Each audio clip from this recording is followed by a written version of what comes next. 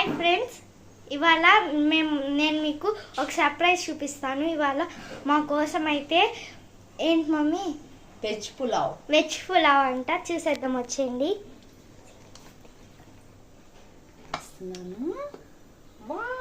చాలా బాగా వచ్చింది, చూడండి.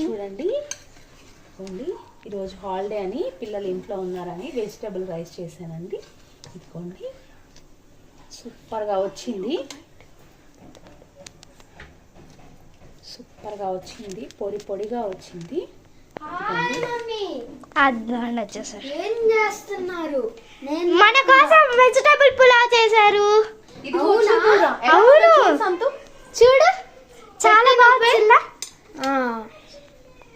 సో చూసేయండి, ఇక్కడ